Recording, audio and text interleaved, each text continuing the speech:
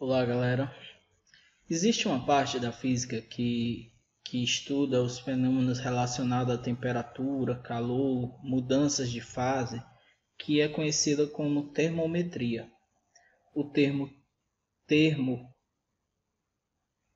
né, a expressão termo, ela nos remete à temperatura, né? E metria nos remete a medir. Então, termometria seria a medida da temperatura.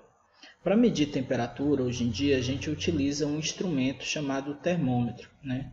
O termômetro ele pode vir em diferentes escalas termométricas. As mais famosas são as escalas Fahrenheit, representada por grau F, a escala grau Celsius, que é utilizada aqui no Brasil, né? E a escala Kelvin, que é uma escala científica que é utilizada em laboratório, né?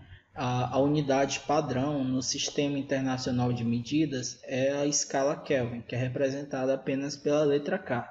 Não existe de colocarmos graus K. Para construir as escalas termométricas, e não existem apenas essas três, existem as mais diversas, são utilizados dois pontos fixos, que os mais comuns é o ponto de fusão da água, né, a temperatura em que a água vai passar do estado sólido para o estado líquido, e o ponto de ebulição da água, que é a temperatura na qual a água vai do estado líquido para o estado gasoso. Nessas escalas, a gente pode observar que existem valores diferentes para cada ponto fixo, né? Por exemplo, na escala Kelvin, a temperatura de fusão é 273,15 Kelvin.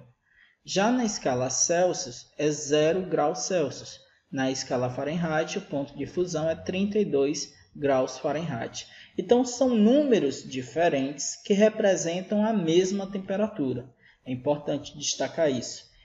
Isso são escalas diferentes, valores numéricos diferentes, que podem estar representando a mesma temperatura.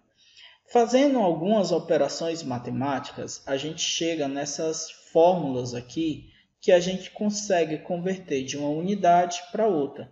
Então, por exemplo, utilizando essa fórmula, a gente consegue sair de 212 graus Fahrenheit para 100 graus Celsius, ou de 100 graus Celsius para 212 graus Fahrenheit. Então, essas fórmulas são utilizadas somente para isso, converter de uma escala para outra.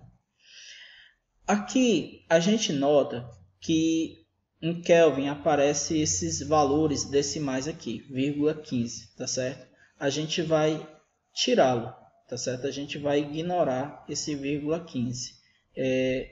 Apenas em casos bastante específicos que isso daqui chega a ser relevante. Na maioria dos casos, um valor desse é praticamente insignificante frente às temperaturas que a gente acaba tendo que lidar, tá certo? Então, é muito comum nas questões que vão aparecer a gente não precisar estar utilizando esse 0,15.